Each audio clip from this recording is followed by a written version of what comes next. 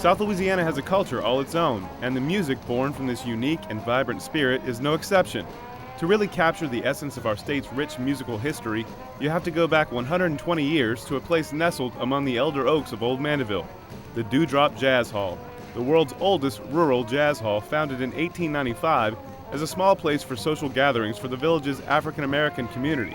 The small, unassuming building soon became a destination for many up-and-coming black musicians of the era, including a young Louis Armstrong. With that history in mind, the Dewdrop Jazz Hall continues to influence musicians around the world, and now, with an initiative called Jazz Kids, made possible by a generous grant from the Gia Mion Prima Foundation to perpetuate jazz here on the North Shore, the hall and its celebrated past will live in the hearts of a new generation of young students and musicians in St. Tammany Parish.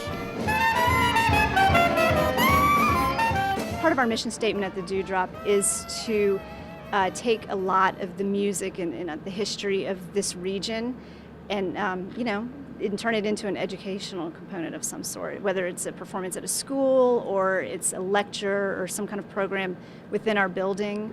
There's a lot of different things that we're able to do. Both Shada'ima Elementary and Lee Road Junior High students were able to immerse themselves in decades of history when they were treated to live jazz and blues performances from a legendary New Orleans jazz band, the Preservation Jazz Hall All-Star Band, and an equally esteemed blues guitarist, Chris Thomas King. The blues was born in Louisiana. If I have the time and my schedule allows it, I love to go do a lecture or something. And then every once in a while I get a chance to do it for kids. And even though the blues is known as an adult music, it's very important to get that music, get that message of that music, to the young ones, because they're the ones who can carry it on.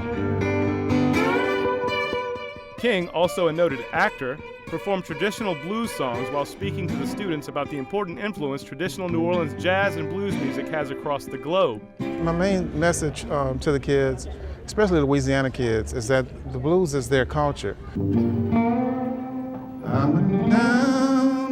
We know how to make gumbo, and we know how to do the blues, and this is where it came from.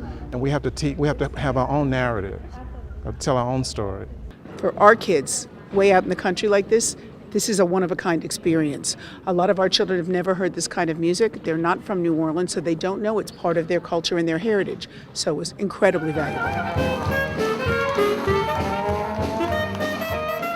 Across the parish at Shada'ima, the students clapped along as the Preservation Hall All-Star Band taught them to keep time with the drums and gave them a history lesson about the roots of jazz in Louisiana. We want to give them a taste of New Orleans music and also introduce them to the instruments that make New Orleans music what it is today. Also introduce them to some of the pioneers that made New Orleans music what it is today, like Louis Armstrong, and people in their own backyard, like Louis Prima. It's phenomenal. I think the arts are so important for education, especially with the little ones. And just bringing the venue like this here was phenomenal for the kids. Their young age, they may not absorb this now, but eventually they'll grow into this and they'll probably say later on, hey, I remember when, and it'll come to them, So we try to inspire the young, to continue on this art form. With more artists scheduled to perform at St. Tammany schools in the future, the Dewdrop and the Jazz Kids Initiative hopes to continue to bring this region's storied musical past into the present, and who knows, the next big jazz and blues artist might come from right here in St. Tammany Parish. Brett Sharp, Channel 13.